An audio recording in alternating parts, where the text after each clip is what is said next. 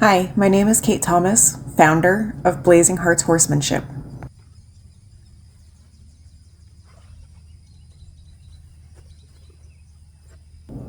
Here I am working with Red, a client's horse. That's a 2002 Appendix American paint horse. As you can tell, he does really well with the fly spray.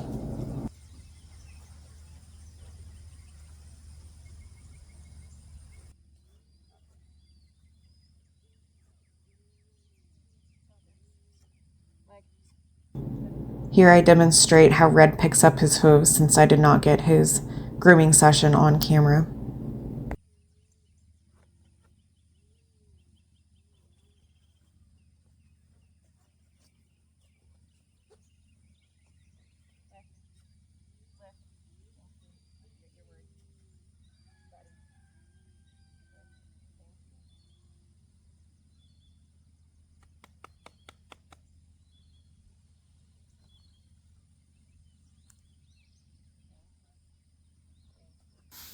As you can see, I go around all 4 feet, but that last foot there is a little stiff. So I just hold on to it a little bit longer to make sure he's good with it. He already thinks that just means go. I just want him to know I can touch him with it. Oh boy.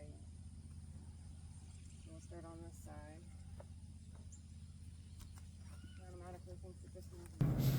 So I know there's a lot going on in this scene, so let's talk about it a little bit. First off, I'm not really asking Red to do anything at all. He's moving all on his own. All I'm trying to do is pet him with the whip and let him know that that whip is okay. I'm not asking him to move. He just automatically sees the whip and wants to go. So I'm letting him know that he needs to read my energy level, not just the whip. And he also doesn't need to just anticipate. He needs to wait for my cue.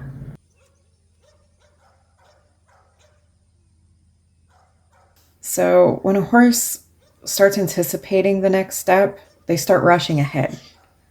That means that they're not really present with you. So I'm trying to get Red to wait and not just react out of habit, which he's trying to do here with the whip. He just wants to react rather than sit and think and respond to my leadership.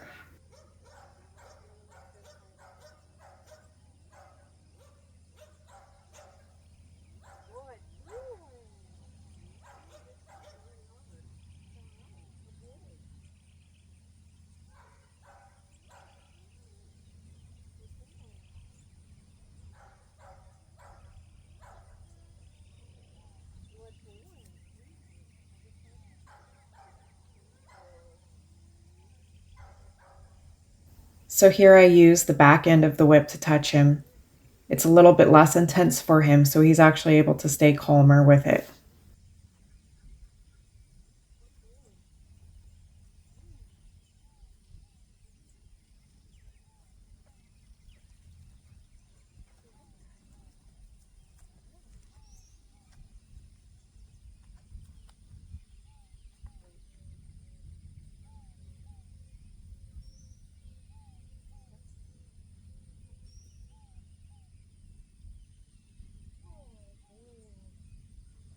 So here I offer the handle of the whip to Red for him to be able to sniff and get curious about.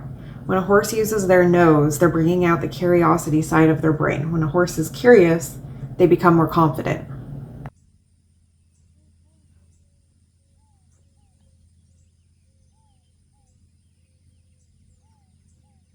So as you can see, Red gets a lot more curious and relaxed about the handle part of the whip touching him.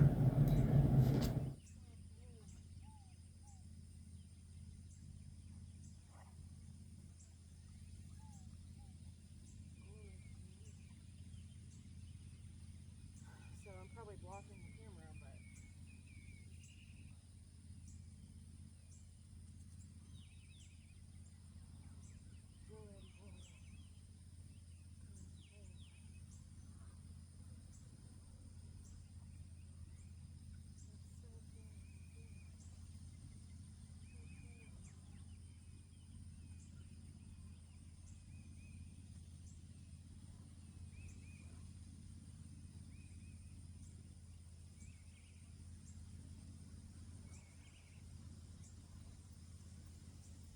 So as you can see here, I allowed Red to sniff the handle of the whip again, and as I stepped back, he actually entered my space too. And I allowed it because he's using the curiosity, the thinking side of his brain.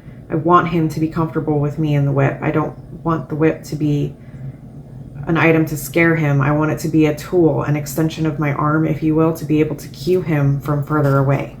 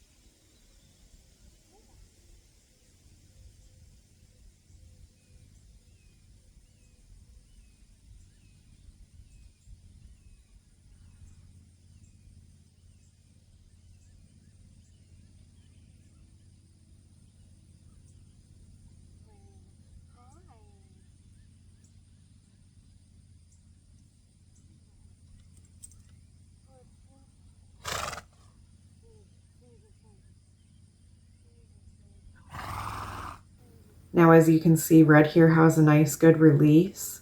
He sneezed, licking his lips, chewing. Those are all good signs of release.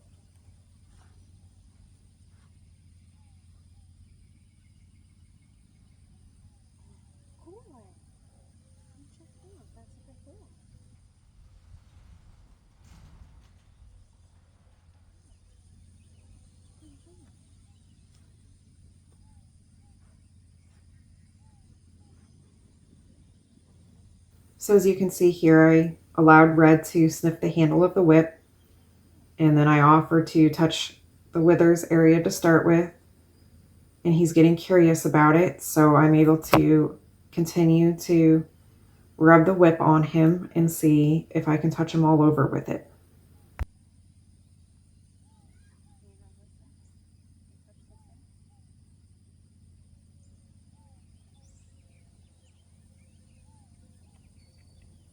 So here I offer the tail of the whip, and I had to encourage his nose to come over with the lead rope, and that's okay.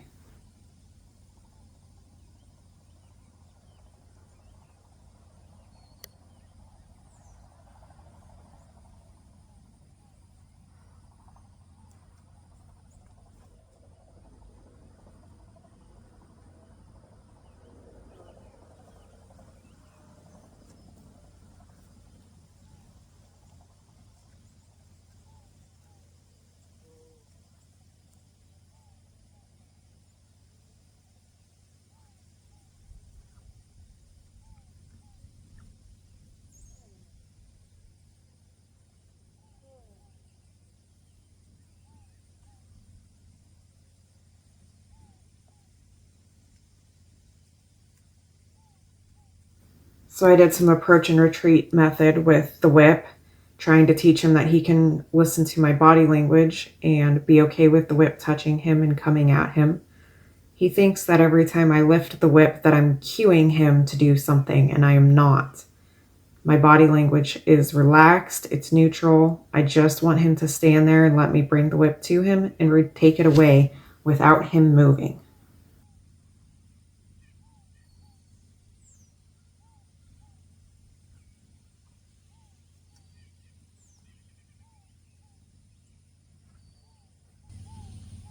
So here I just took out some of the redundancy of Red moving around while I'm trying to get him used to the whip moving around him. But here you can see he's now gotten used to it, and I'll do this on both sides.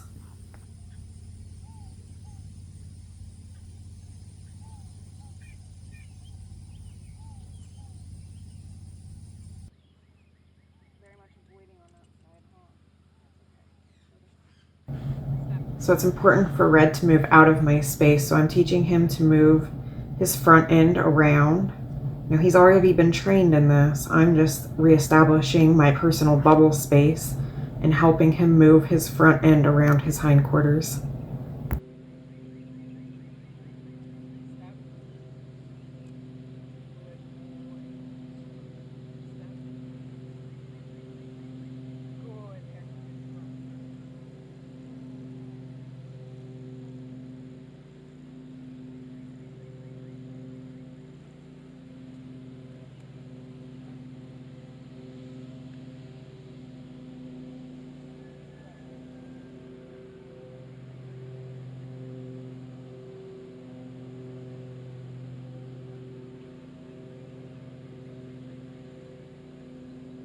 Moving off into a circle, you can see that Red's having a little bit of a hard time moving out of my space.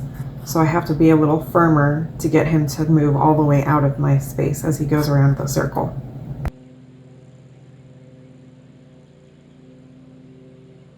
So I like how Red goes around.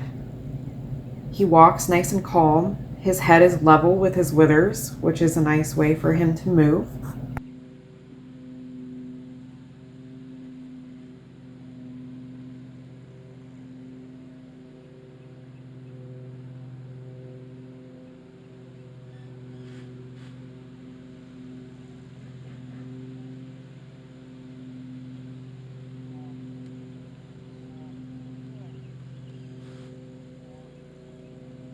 So I use the whip a little bit to try to encourage him to move out of my bubble, but he thinks it means trot. So I'm just reestablishing that I wanted him to walk. We also have a lot of gnats that were bothering us, so he had to shake his head a little bit there. And again, I'm just asking him to move out, not trot. So he's very eager to go and have forward motion, which is great. I'm just bringing that back down and teaching him how to go around in a circle nicely with a nice little frame and a nice curve to his body as he goes around. So right there, I asked him to move his hindquarters out just a little bit more. Again, he thought it meant to trot, so that's why he picked up the speed. I'm testing a little bit more of his knowledge and demanding just a little bit more of him. I wanted his hind leg to step underneath and out away from me just a little bit more. So I'm really focusing my energy on sending that hip out so he has a better bend to the circle when he's walking.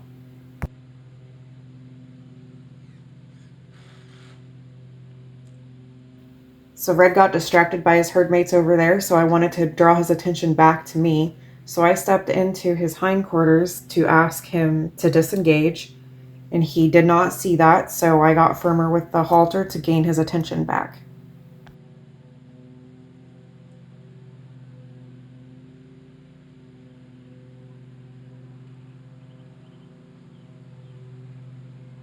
Ah, did you see that? I was able to cue that hip out just a little bit more, and he did it without trotting.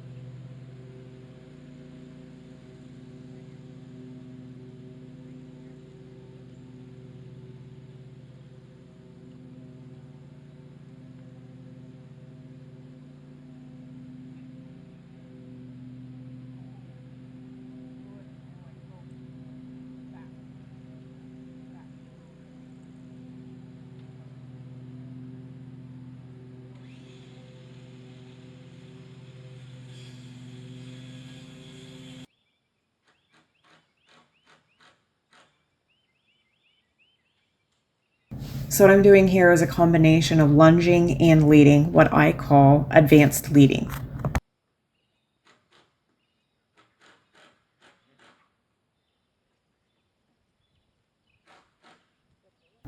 Leading from a distance shows me how connected the horse and I are. So it also shows that I want the horse to follow my intention, not just my feet. So I'm sending my energy, focus where I want to go, and send him to it from a further distance.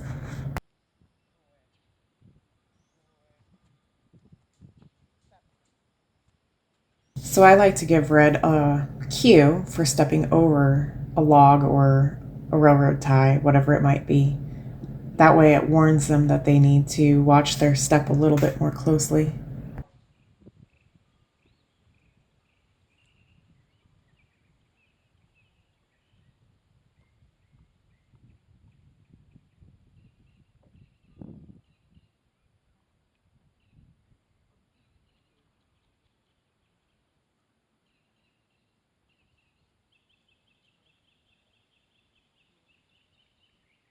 I like how Red's a little more focused on me here.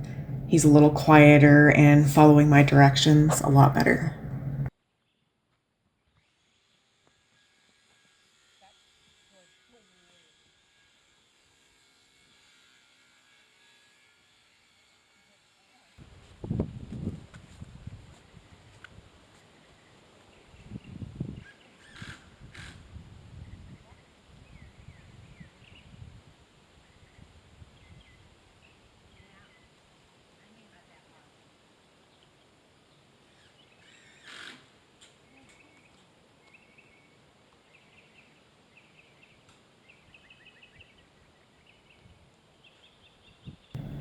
This is why it's important to have the horse following your direction and where you're intentionally looking and directing your energy.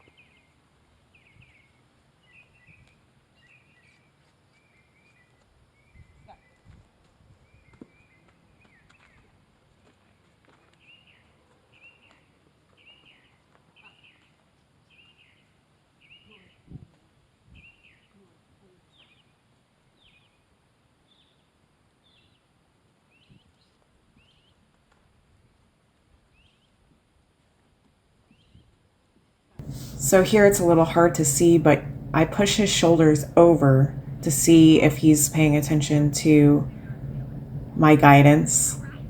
And he does. He listens pretty well, and then I guide him back over the railroad ties.